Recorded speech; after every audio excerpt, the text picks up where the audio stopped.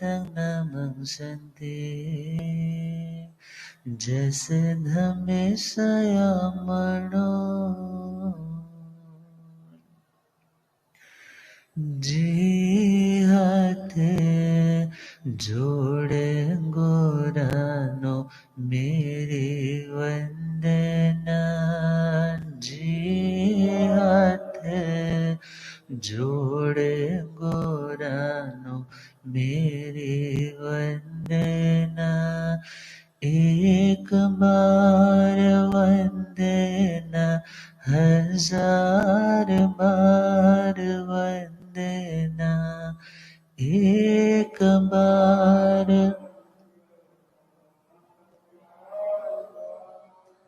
लाख बार वंदना करोड़ बार वंदना लाख बार वंदना करोड़ बार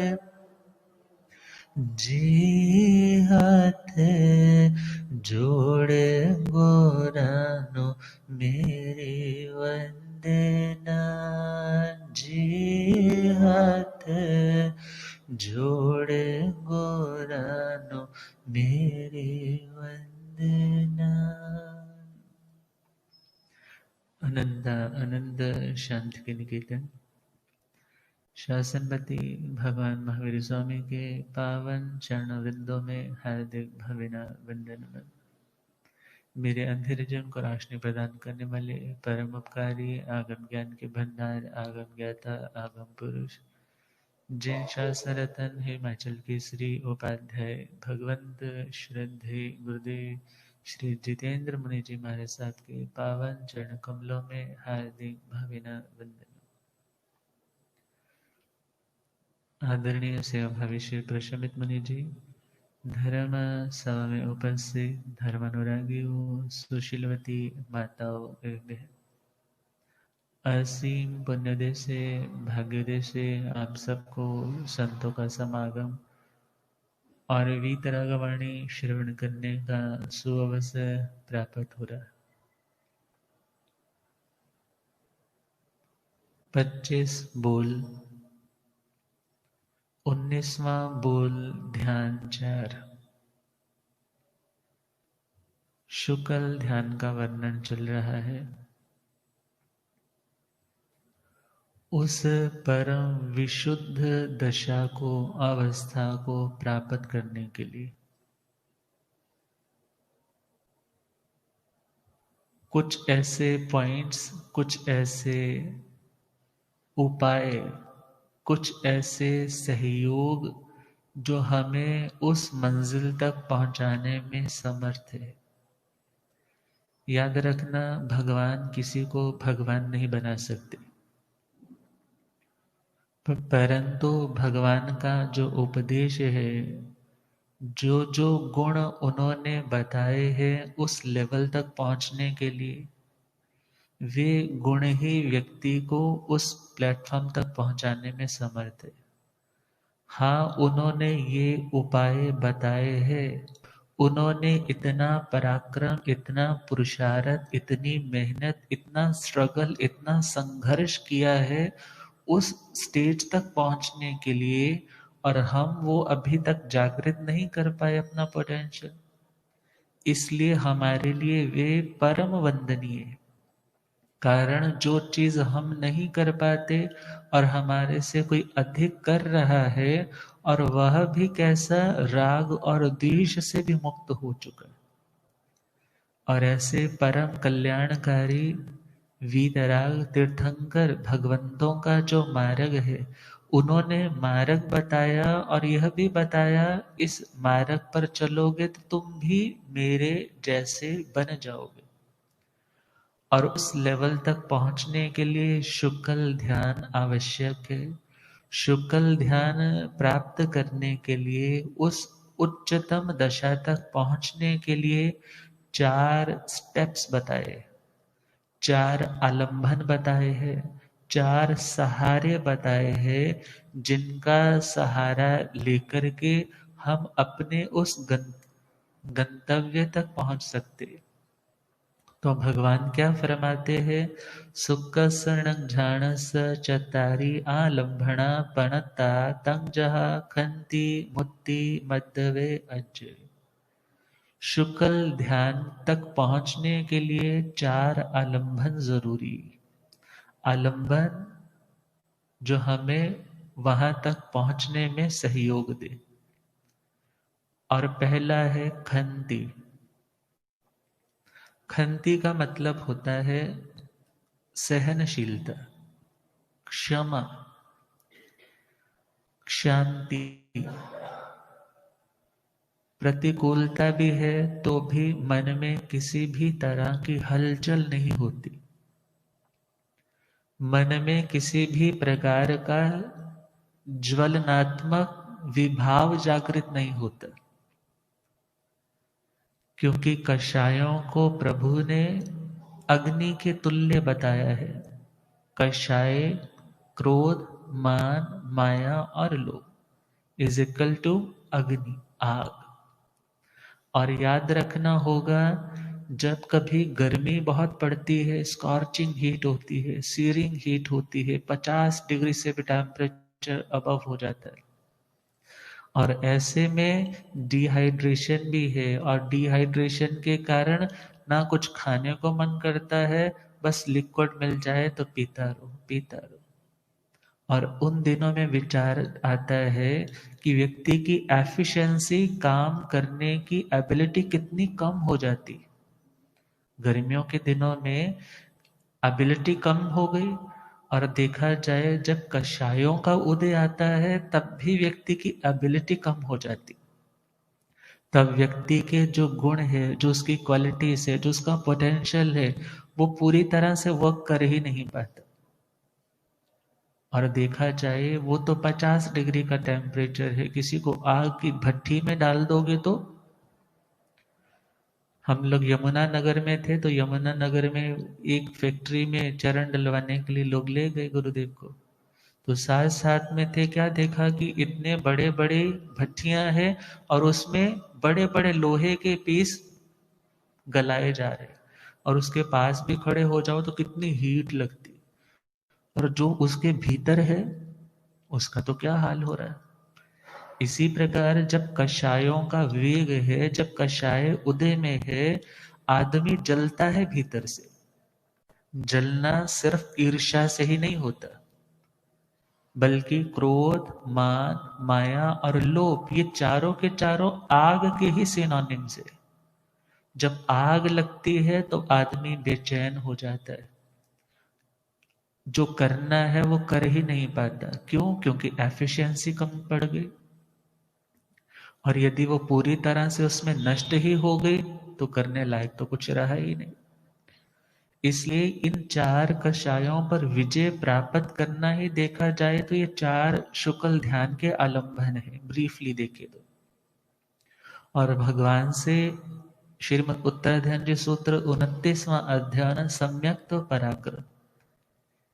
एक मुमुक्षु के लिए, मोक्ष की अभिलाषा करने वाले के लिए, प्रश्नों का समाधान पाने वाले के लिए यह अध्ययन बहुत बहुत बहुत ज्यादा अनुप्रेक्षणीय है, स्वाध्याय के लिए आवश्यक है, चिंतन और मनन के लिए आवश्यक है। और वहां पर पूछा कि प्रभु, कषाय पच्चखाण से इस जीव को कौन से गुण की प्राप्ति होती? जब कषायों का पच्चखाण हो जाते हैं। पच्चखाण का मतलब क्या होता है? अस्वीकार, रिजेक्ट कर देना, उसका त्याग कर देना। अस्वीकार में भी बहुत शक्ति है। आप हर चीज के लिए यस यस यस बोलते रहोगे, आपकी कदर कम होने लग जाएगी। आप किसी चीज के लिए नो बोलना सीख जाते हो कि नहीं जरूरत नहीं है, नहीं जरूरत नहीं है, नहीं जरूरत नहीं है, तो सामने वाला और कोशिश करता है, नहीं आपसे पूछूं, और मनोहार करता है, आप लो, आपको जरूरत पड़ सकती है। इसी प्रकार देखा जाए, पच्चखाण एक तरह से हमारी वैल्यू को भी बढ़ा देता है। जब आप किसी चीज का त्याग करते हो, आपके अंदर वो एबिलिटी, वो ताकत आ जाती है कि आप उस वस्तु, उस परिस्थिति जो आपकी मन पसंद भी है, परंतु आप उसे भी अस्वीकार कर देते हो, मुझे नहीं चाहिए। मन में कोई रोष नहीं है, मन में संतोष है। और त्याग की वृत्ति ही देखा जाए आत्मा को अपने शिखर तक पहुंचाने वाली। तो कषाय के पच्चखाण से मीन्स कषाय आ रहे हैं परंतु अस्वीकार कर दिया कि मैंने तो त्याग कर दिया भाई, अब मुझे क्रोध नहीं करना, मान नहीं करना, माया नहीं करनी, लोभ नहीं करना, उससे मिलेगा क्या? लोग कहते हैं उससे तो काम ही नहीं चलेगा, दुनिया का गुस्सा नहीं दिखाओगे, थोड़ा घमंड नहीं दिखाओगे, थोड़ी छल कपट नहीं करोगे, थोड़े लोभी नहीं बनोगे तो दुनिया कैसे चलेगी? याद रखना, दुनिया चलानी है तो मोक्ष को भूल जाओ, और मोक्ष जाना है तो दुनिया को भूल जाओ। और जिसे मोक्ष की अभिलाषा है उसके पास तत्व ज्ञान, उसकी दृष्टि, उसका एटीट्यूड टोटली धार्मिक होता है। मजबूरी वश करना पड़ता है, बातें अलग है, परंतु लक्ष्य क्या है? उस वीतरागता तक पहुंचना। और भगवान से पूछा कि कषाय का पच्चखाण करने से व्यक्ति को क्या मिलता है? भगवान ने कहा उसमें वीतरागता का भाव पैदा होता है। कौन सा भाव? वीतरागता का भाव पैदा हो। अब देखना है, एक शब्द है वीत, दूसरा है राग। वीत तो हमारे पंजाब में बड़ा इजीली चलता है, टाइम बीत रहा है। हिंदी में चले जाएं, व्यतीत हो रहा है, मीन्स पास हो रहा है तो पास्ट में जा रहा है। व्यतीत मीन्स अपगत, जा चुका है। राग का मतलब है, रंग को राग बोलते हैं, वैसे कलर को राग बोलते हैं, अर्थात रंग उतर चुका है। कौन सा रंग? जो अपना नहीं, जो अपना नहीं है, क्योंकि एक प्रत्येक कपड़े का एक अपना नेचुरल कलर होता है, और एक होता है उसके ऊपर कोई दाग, कोई धब्बा, कोई ऐसा लग गया। अब हमारा प्रयोजन क्या है? कपड़े को नष्ट करना प्रयोजन नहीं है, कपड़े को शुद्ध करना प्रयोजन है। इसी प्रकार देखे, एक है आत्मा और एक है कर्म। कर्म बोलो, राग द्वेष बोलो, मोह बोलो, अज्ञानता बोलो, विभाव बोलो, पर भाव बोलो। अब ये बाहर के जितने भी कलर्स हैं उसको हम इस एक शब्द राग में इंक्लूड कर लें। वैसे तो राग का मतलब क्या होता है? अटैचमेंट, आसक्ति। और यहां से अर्थ निकाले तो जहां राग है वहां द्वेष अवश्यम भावी है। आज जिसको बहुत बहुत चाहते हो, कल उसी से नफरत होने वाली। इसलिए भगवान ने क्या कहा? इन दोनों पहलुओं को जानो, राग को छोड़ोगे द्वेष अपने आप चला जाएगा। और विचार करना है, राग का मतलब हमने बताया कलर, रंग। एक कलर होता है अपना स्वाभाविक, एक कलर होता है बाहर का, इम्पोज्ड। अब प्रश्न आ जाता है, आत्मा तो अरूपी है, उसमें वर्ण नहीं, गंध नहीं, रस नहीं, स्पर्श नहीं, परंतु देखा जाए उसकी नास्ति भी तो नहीं है। वह कुछ तो है, वह द्रव्य तो है, अस्तित्ववान तो है, एग्जिस्टेंस तो है उसकी, वो आधार है, बाकी चीजें आधेय है, उसके ऊपर आकर के टिकती है। अब देखना होगा, भले वह हमें दिखाई नहीं देती, वो छद्मस्तों की दृष्टि का विषय नहीं, मगर केवल ज्ञानी तो उसका भी साक्षात्कार करते हैं। अब प्रश्न आ जाता है, फिर केवल ज्ञानी ने बताया क्यों नहीं कि आत्मा का ऐसा कलर है? तो वहां सीधा सा उत्तर है, दुनिया में ऐसा कोई पदार्थ नहीं जिसकी तुलना देख करके, कंपैरिजन करके वो बताते कि भाई आत्मा ऐसी होती। इसलिए क्या शब्द डाल दिया? अरूपी, वह वर्ण, गंध, रस और स्पर्श से रहित है। अब हम वापस लौटे, वीतरागता मीन्स जो नेचुरल अपना कलर, मीन्स जो अपना स्वभाव है, उसके ऊपर जो बाहर के राग, बाहर के रंग लगे हैं, उनको क्या कर देना? दूर कर देना। जब दूर हुआ है, इट मीन्स प्रेजेंट में वो पास नहीं है, समीप नहीं है, साथ नहीं है। अर्थात जो बीत चुका है वह वीता अपगत है। राग का मतलब हुआ सभी वैभाविक परिणतियां। जब वो सारी की सारी विभाव दशाएं जा चुकी है, पास्ट में जा चुकी है, प्रेजेंट में ऐसा कुछ भी नहीं है, उस दशा का नाम है वीतरागता। और जब वीतरागता प्रकट होती है तो भगवान से फिर पूछा वही 29वें अध्याय में कि वीतरागता से हमें मिलता क्या है, हम वीतरागी बन जाएंगे तो हमें मिलेगा क्या। भगवान ने क्या कहा, तुम वीतरागी बनोगे तो तुम स्नेह के बंधन का छेद कर दोगे। स्नेह किसे बोलते हैं? कभी आटा गूंधा है आप लोगों ने तो बहुत बार, भाइयों को तो शायद कभी मौका मिला हो। आटा गूंथना है तो आटे को यूं ही आप मसलते रहोगे, कुछ नहीं होने वाला। उसमें क्या डालोगे? पानी डालोगे। यदि कुछ और दूध डालना है तो दूध डालोगे, घी डालना है घी डालोगे, जो कुछ भी डालना चाहते हो। अर्थात पानी डाला है तो पानी में स्नेहन गुण है। स्नेहन मीन्स उसको जोड़ने का गुण है, और जब वह जुड़ता है तो वह पेड़ा बन जाता है। इसी प्रकार देखना होगा, जो स्नेह है वो हमें जोड़ता है, अटैचमेंट। और जो जुड़ाव है वो सदा रहने वाला तो नहीं है, परंतु व्यक्ति उस संयोग को शाश्वत मान करके जब उसका वियोग होता है तब दुखी है। संयोग अच्छा है तो ये वियोग में ना बदले आर ध्यान, और यदि वह संयोग वियोग में बदल गया, वो दोबारा से कैसे संयुक्त हो मिले मुझे, दोबारा से कैसे मैं उससे रिलेट हो पाऊं, इस बात की चिंता। आत्मा स्वरूप तो नहीं रहा। ये सब वैभाविक चीजें। और जिसने वीतरागता को प्राप्त कर लिया, फिर उसके लिए माता पिता पुत्र स्त्री जितने भी लोग जिनसे स्नेह है, आसक्ति है, अटैचमेंट है, और वह अटैचमेंट उसे दुख ही देने वाली है। लोग कह देते हैं बहुत आनंद रहता है, जिंदगी इसी का नाम है, परंतु जिसे टेम्परेरी नहीं बल्कि परमानेंट रिलीफ चाहिए, उसे इन बंधनों को भी तोड़ना है। इसीलिए तो साधु के लिए बोला जाता है संयोगा विपमुक्स, जो संयोगों को पूरी तरह से तोड़ करके मुक्त हो चुका है, उन बंधनों को छोड़ चुका है। तो पहला शब्द बताया, वीतरागता से स्नेह के बंधन टूटते। दूसरी बार उस वीतरागता के भाव से तृष्णा के बंधन भी टूटते। स्नेह तो हुआ अपने लोगों का, और तृष्णा है लालसा, जो भोग, जो वस्तु, जो मेटेरियलिस्टिक पोजेशंस, वो चाहिए वो चाहिए वो चाहिए, वो दिखा मेरे पास क्यों नहीं, उसके पास क्यों है। इसके कारण मन में कितनी डिस्टरबेंस रहती, कितनी अशांति, कितनी असमाधि रहती है। और वह असमाधि हमें उस वीतरागता का आनंद लेने ही नहीं देती, वो अपने स्वभाव का आनंद लेने ही नहीं देती। जिसके अंदर वीतरागता आई उसने स्नेह के बंधन तोड़े, और उसके बाद उस व्यक्ति ने तृष्णा के बंधन भी तोड़ दिए।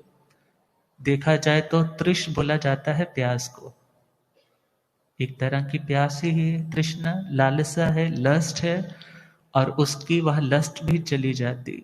और इससे मिलता क्या है? मनोज्ञ, जो मन को अच्छे लगते हैं, लुभावने लगते हैं, अनुकूल लगते हैं, जिनके मिलने पर बड़ा सुकून सा मिलता है कि मेरे को ये चीजें मिल गई। वह शब्द, रूप, गंध, रस, स्पर्श अच्छा सुनने को मिले, अच्छा देखने को मिले, अच्छा सूंघने को मिले, अच्छा टेस्ट करने को मिले, अच्छा अच्छा इस फिजिकली स्ट्रक्चर के द्वारा अनुकूल फील करने को मिले। भगवान कहते हैं जो वीतरागता में आया, फिर उस व्यक्ति को इन मनोज्ञ वस्तुओं के प्रति भी वैराग्य हो जाता है। अर्थात इन वस्तुओं के प्रति कोई आकर्षण नहीं रहता। आवश्यकता है, प्रयोग करता है, परंतु उसके अंदर डीपली बाउंड नहीं होता, उसकी डिजायर नहीं करता, नहीं मिला तो परेशान नहीं होता। अर्थात अपनी मनस्थिति को स्टेबल रख पाता है। किसके कारण? वीतरागता के कारण। और वीतरागता कैसे आई? कषायों का पच्चखान करने से। अब देखा जाए ये शुक्ल ध्यान वाले साधक, इनको हम वीतराग की श्रेणी में ही काउंट करते। और देखा जाए जब यथाख्यात चारित्र है 11वें से 14वें गुण स्थान वाला, निश्चय से तो माना जाता है शुक्ल ध्यान यहाँ से, परंतु 8वें गुण स्थान से ही जब श्रेणी का आरोहण है तभी से हमने कहा कि शुक्ल ध्यान की शुरुआत हो जाती। अब देखा जाए तो 4 बातें हैं, क्रोध, मान, माया और लोभ।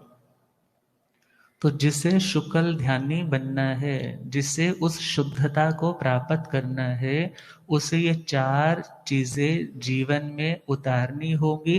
ये ऐसे आलंबन है, ये आपकी ऐसी सपोर्ट है जो आपको दुनिया की दलदल से उभार करके उस बड़े लेवल तक पहुंचा देगी। तो पहला है खंती। पहला कौन सा है? खंती। पाठ पढ़ते हैं प्रतिक्रमण में भी, इच्छामि क्षमा समणो, बोलते हैं ना, इच्छामि क्षमा समणो। क्षमा समणो का मतलब क्या है? क्षमा श्रमण। हे क्षमा श्रमण। क्षमा मतलब माफ करना। क्षमा मतलब किसी ने कुछ भी बुरा किया तो मन में उसके बारे में कोई बुरा भाव नहीं है मेरे मन में, इसलिए उसे क्या कर दिया, यदि मन में वो गांठ थी तो उसे रिलीज कर दिया।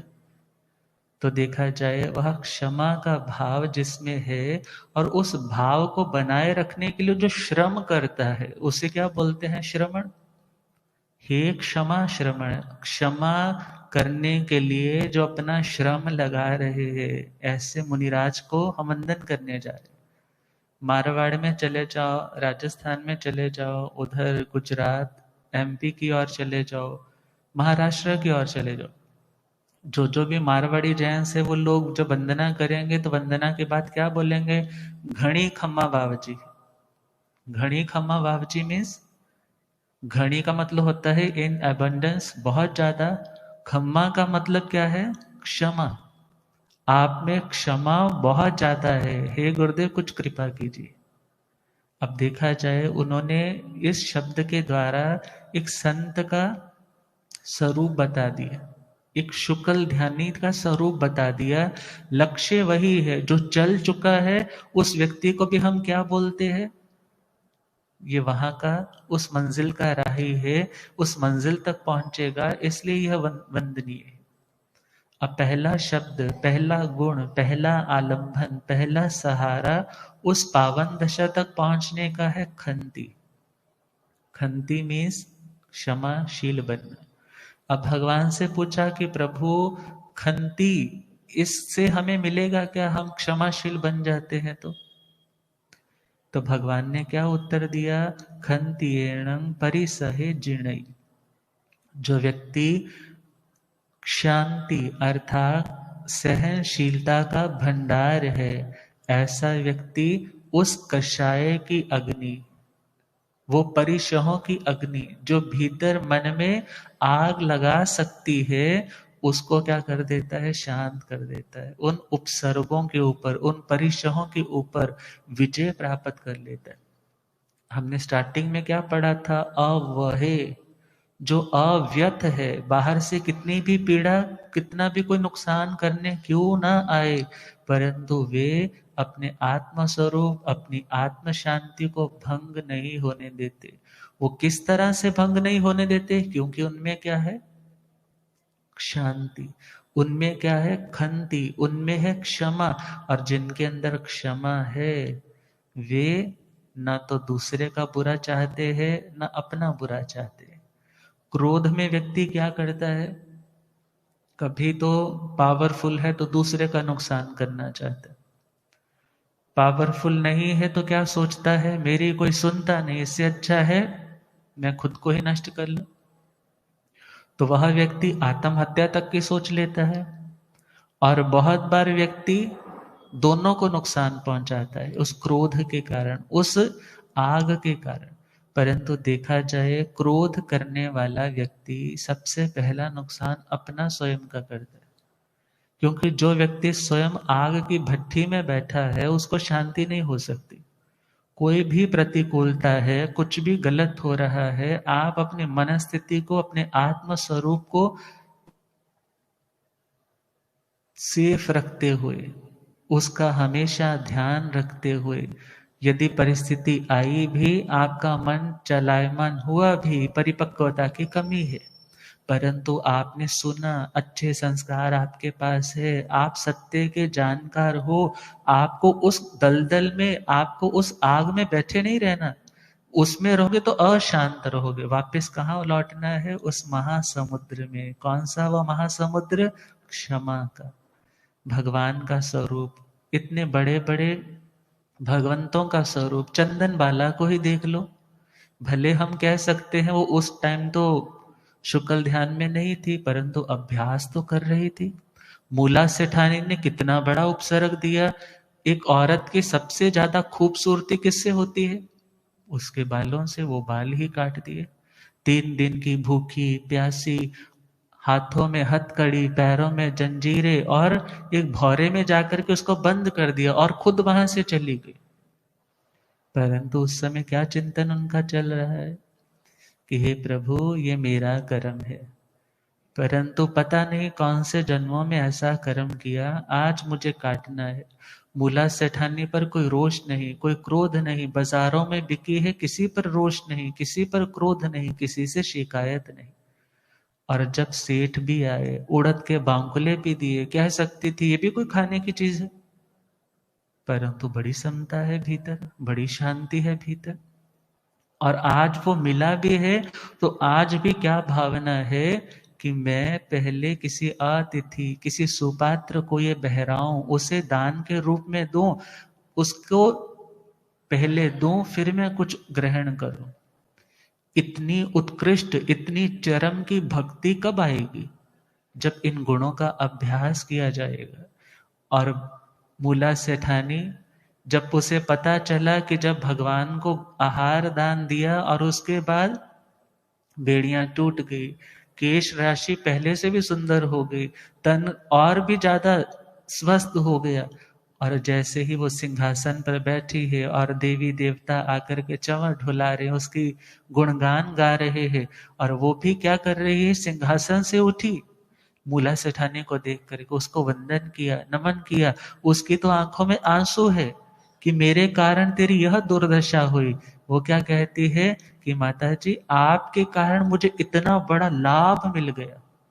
तीर्थंकर भगवान देखा जाए तो ऐसे अति पात्र है जिन्हें दान देने का सौभाग्य हर किसी को नहीं मिलता। और देखा जाए कोई शिकायत नहीं की, किसी को कुछ नहीं कहा कि मेरे को ऐसा कहा वैसा कहा। मन में कितनी शांति है, कितना पेशेंस है, कितनी समता है, कितनी सहनशीलता है। और जब ऐसी सहनशीलता का अभ्यास करेंगे, ऐसे जीवन चरित्र कुछ हमने इकट्ठे कर लिए, विचय कर ली, उनका संग्रह कर लिया, फिर उसके ऊपर कॉन्टेम्पलेशन रखी, उसके ऊपर चिंतन किया, उसके ऊपर मनन किया, हमारे संस्कार मजबूत होंगे।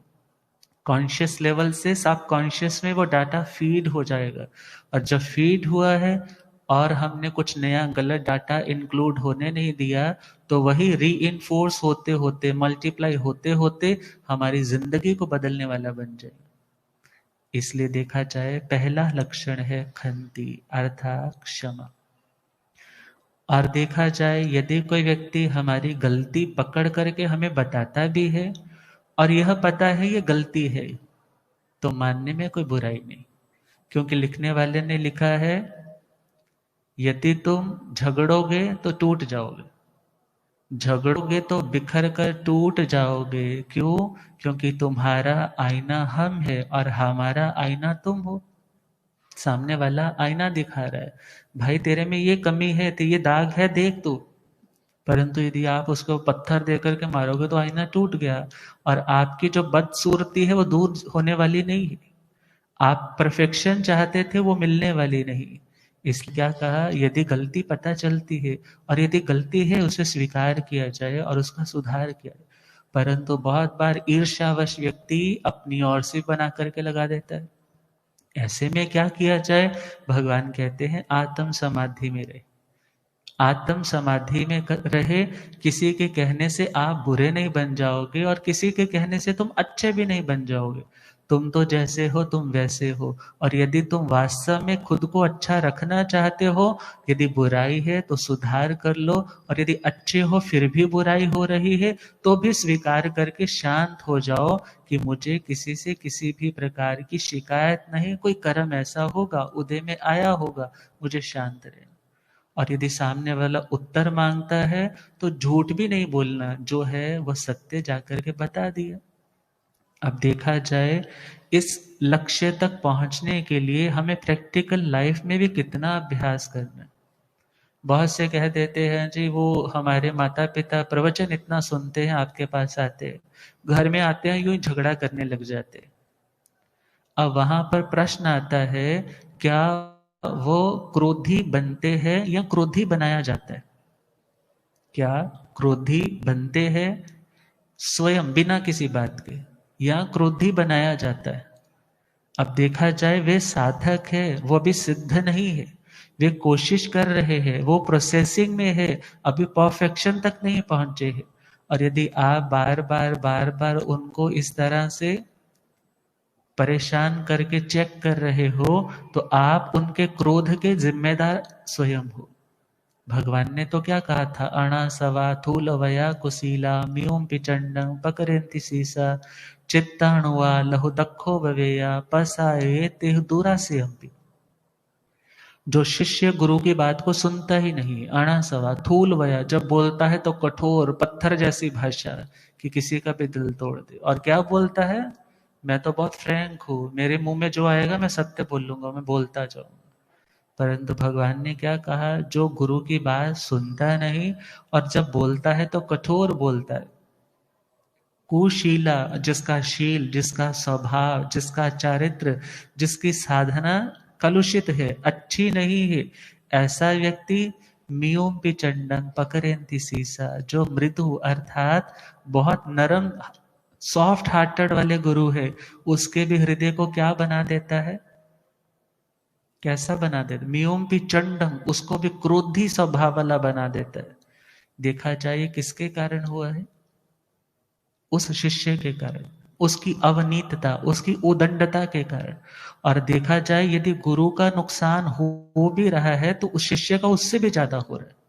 मियोम पी चंडम पकरेंती सीसा चित्ताणुआ लहु दखो वे, जो गुरु के चित्त के अनुरूप कार्य करने वाला, लहु अर्थात शीघ्रता से उनके कार्य को, उनकी आज्ञा को पूर्ण करने वाला, और दक्षता के साथ, निपुणता के साथ, विद डेक्सटेरिटी, स्किलनेस के साथ उस कार्य को पूरा करने वाला है, ऐसा शिष्य अपने क्रोधी स्वभाव वाले गुरु, क्रोधी स्वभाव वाले गुरु को भी शांत स्वभाव वाला बना देता है।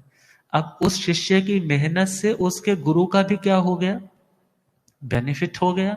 अब उस शिष्य को भी बहुत बड़ा लाभ मिलने वाला है। चंड रुद्राचार्य जी का दृष्टांत आता है, कभी कथा साहित्य पढ़ो तो कितनी शिक्षाएं मिल जाती। एक शिष्य यदि शांत है तो क्रोधी स्वभाव वाले गुरु को भी ठंडा कर देता है, और यदि एक शिष्य ही उदंड है तो शांत स्वभाव वाले गुरु का भी पतन कर देता है। अब देखा जाए, परफेक्शन जब तक नहीं आती तब तक इन निमित्तों का पूरा पूरा योगदान है, इनको हम जुटला नहीं सकते। और यदि हम किसी के कषायों को बढ़ाने में निमित्त बन रहे हैं, हमारा बंधन पूरा है, हम पतन की ओर जा रहे। इसलिए देखा जाए, कोई शांत वातावरण में है, हम अशांत कर रहे हैं, तो हम पूरे पूरे हकदार हैं उसकी अशांति के, और उस व्यक्ति को विभावों की ओर लेकर जाने। परंतु हाँ, यदि आपका कोई रोल नहीं है, फिर भी वह व्यक्ति अज्ञानतावश अशांत होकर के बैठा है, आप समाधि में उसके प्रति हित चिंतक हो, आप उसको अच्छी नेक सलाह भी देते हो, उसे भड़का नहीं रहे, उसको शांत करने का प्रयास कर रहे, उसको सन्मार्ग दे रहे हो, आप उससे अच्छी शिक्षा दे रहे हो कि तुम अपनी क्वालिटी को एनहांस करोगे तो तुम्हें किसी से भी जलने की जरूरत नहीं। और जब ऐसी उस अच्छी बात को वह व्यक्ति इम्बाइब कर लेता है, धारण कर लेता है, ग्रहण कर लेता है, उसकी जिंदगी में जब जब सुधार होता है और उस सुधार से उसका मन खुद भी प्रसन्न है। जो लोग आज उससे डिसलाइक कर रहे थे, जो लोग आज उसकी नफरत कर रहे थे, वो आज उसके गुणों को देख करके उसके प्रति आकर्षित होने लग पड़े।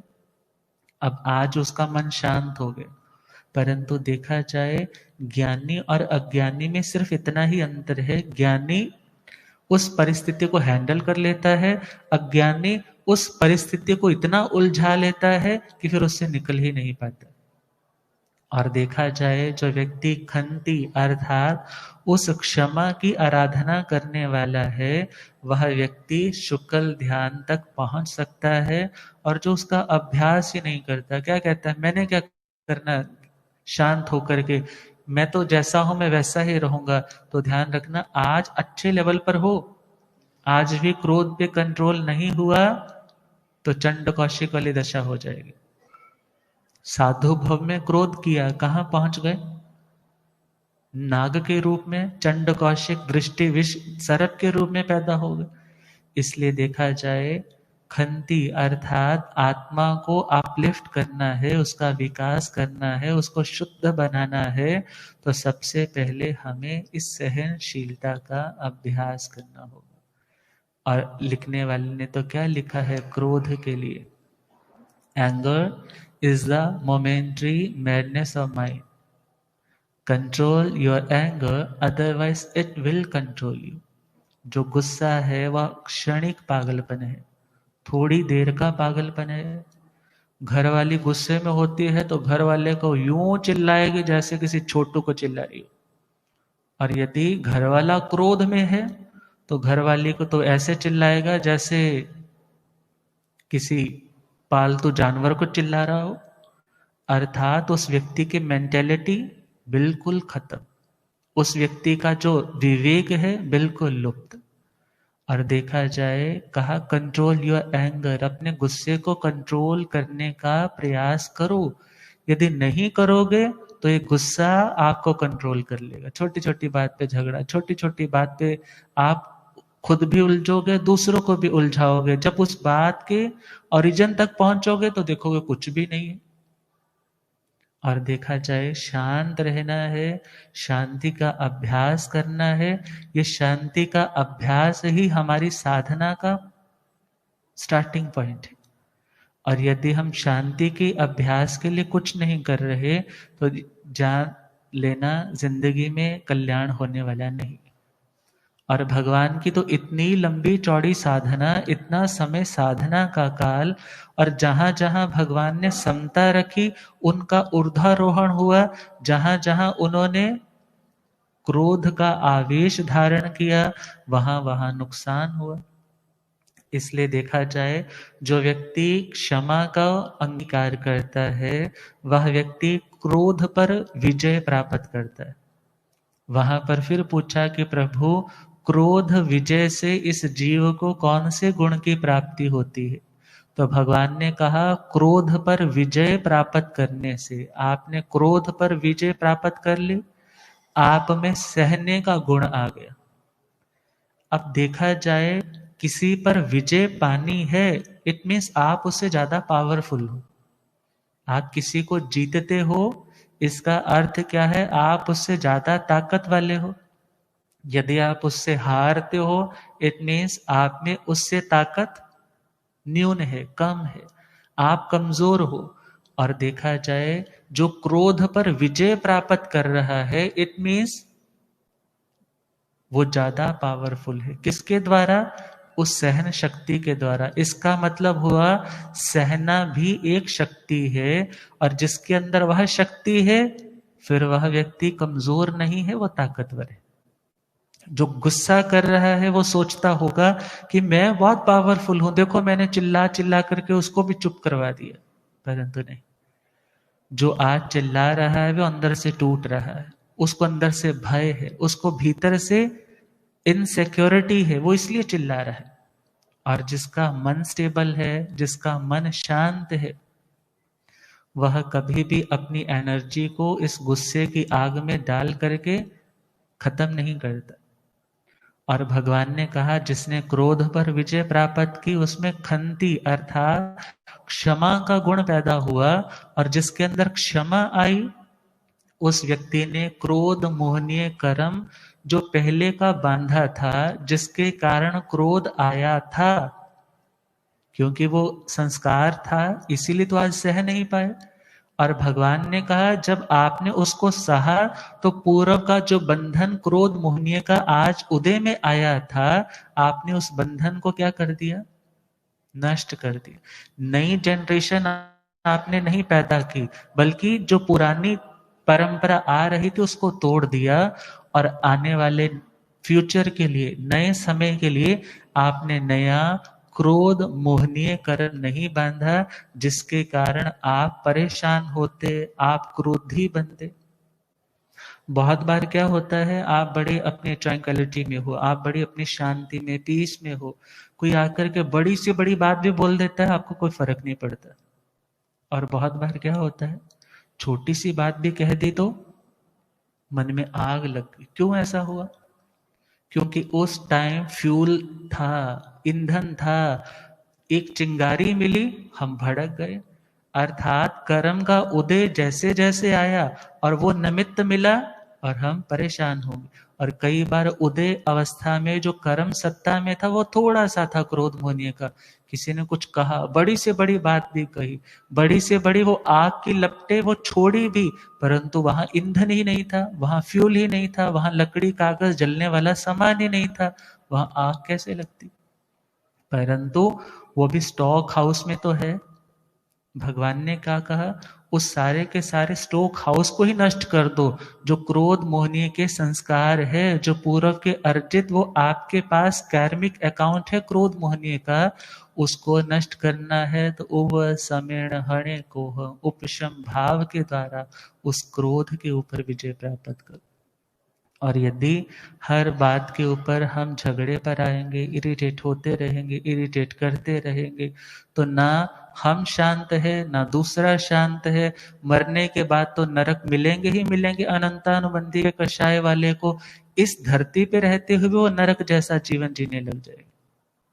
इसलिए भगवान ने क्या कहा, शुक्ल ध्यान तक पहुंचना है, परम शांति तक पहुंचना है, पीड़ा व्यथा आए तो भी खुद को स्टेबल रखना है, तो आत्मा को इस खंती, इस शांति का, इस सहनशीलता का अभ्यास, प्रैक्टिस करनी होगी। और यदि इसका अभ्यास नहीं हो रहा, हम बार बार विभाव में जा रहे हैं, तो भी आराध्यान करने की जरूरत नहीं। क्या सोचे, करत करत अभ्यास के जड़मति होत सुजा। कोई बात नहीं, वो चार लोग बोलते भी हैं कि तू तो बड़ा धर्मात्मा है, तेरे को गुस्सा कैसे आ गया, तू शांत रहे। अर्थात खुद को ऑटो सजेशन दे, जो अच्छा अच्छा पढ़ा है उन सबको इम्प्लीमेंट कर अपनी जिंदगी के ऊपर, धीरे धीरे सुधार होता जाएगा। जो कर्मों के अकाउंट इकट्ठे हैं वो धीरे धीरे खाली होते। गुरुदेव पधारे। ओ रब मेरा सतगुरु बन के आया मैनू, ओ रब मेरा सतगुरु बन के आया मैनू वेख लै, ओ मैनू वेख लैण दे के मत्था टेक लैण दे, ओ मैनू वेख लैण दे के मत्था टेक लैण दे, ओ रब मेरा सतगुरु बन के आया। ओ चिट्टा चोला मुख ते पट्टी हंसा वाले चाल अनोखे, चिट्टा वाले चाल ओ इत्थे झुकदा है संसार, मैनू वेख लैण दे, ओ इत्थे झुकदा है संसार, मैनू वेख लैण दे, ओ रब मेरा सतगुरु बन के आया मैनू। बोलिए आगम ज्ञाता आगम प्रयोजन शासन रतन हिमाचल केसरी उपाध्याय भगवंत श्रद्धे गुरुदेव श्री जितेंद्र मुनि जी महाराज की जय।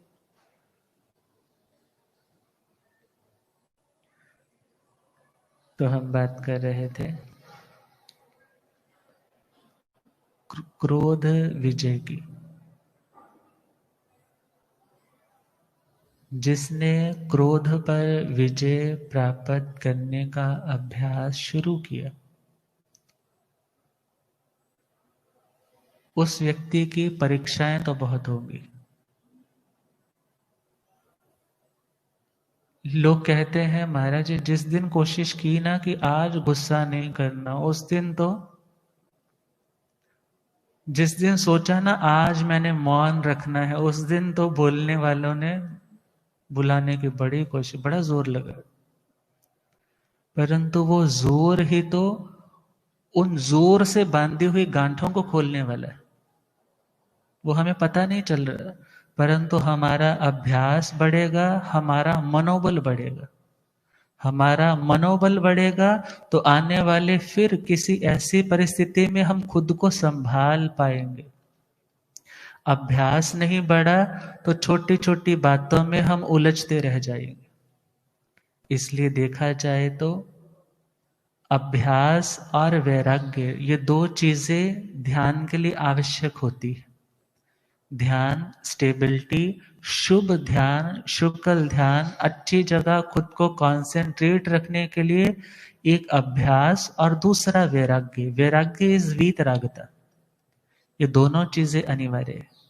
और यदि हमें उस जन्मों जन्मों के लगे हुए धब्बों को, उन रंगों को दूर करना है, तो हमें इनका प्रत्याख्यान, उनका त्याग करने के लिए मन में भावों को जागृत करना होगा। और जिसके अंदर उस वीतरागता के आनंद को प्राप्त करने की ललक जागृत है, वो जानता है कि जब मैंने क्षमा कर दिया तो मैं रिलैक्स हो गया।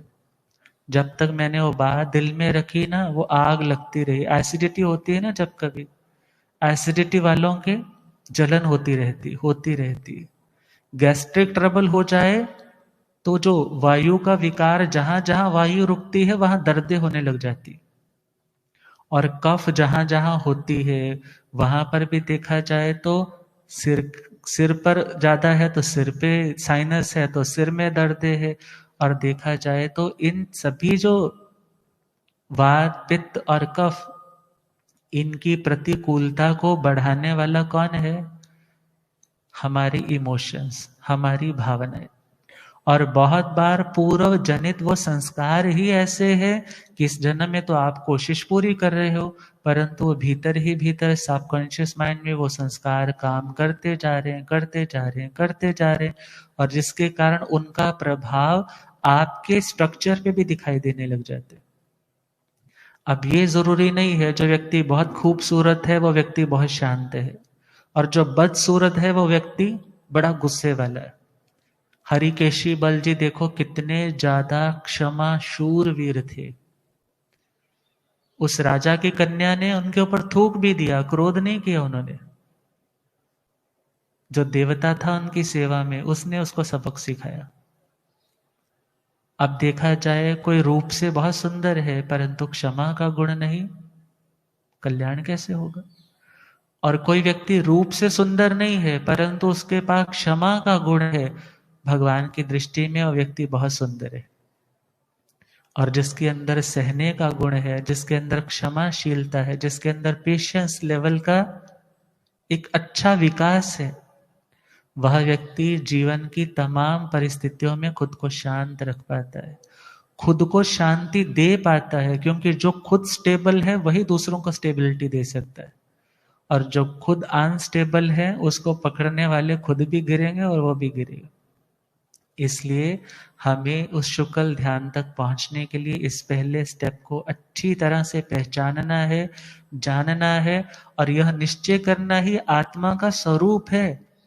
ये आत्मा का अपना गुण है, परंतु अभी तक हमने इस अपने गुण के ऊपर कभी अधिकार ही नहीं समझा, कि ये मेरा गुण है। और जब तक आप दावा ही नहीं रखोगे ये मेरी चीज है, तो उसको प्राप्त करने के लिए प्रयास कहां से करोगे? और वो दावा रखना ही तो सम्यक दर्शन है, उसके लिए प्रयास करना ही तो सम्यक चारित्र है, सम्यक तप है। इसलिए अब हमें यदि कोई रंग मांगना भी है तो कौन सा रंग? वीतरागता का।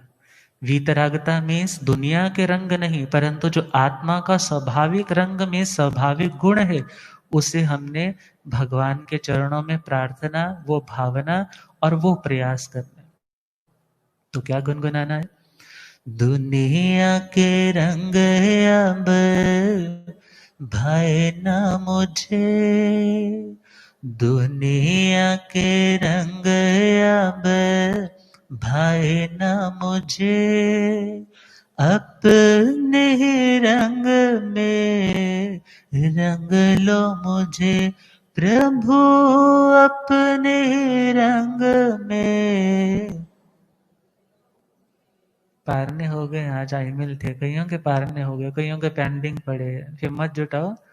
दुनिया के रंग अब भाए ना मुझे, दुनिया के रंग अब अपने रंग में रंग लो मुझे प्रभु, अपने रंग में। काला नहीं पीला नहीं भाई रे मुझे, काला नहीं पीला नहीं, हरा नहीं नीला नहीं भाई रे मुझे, हरा नहीं नीला नहीं,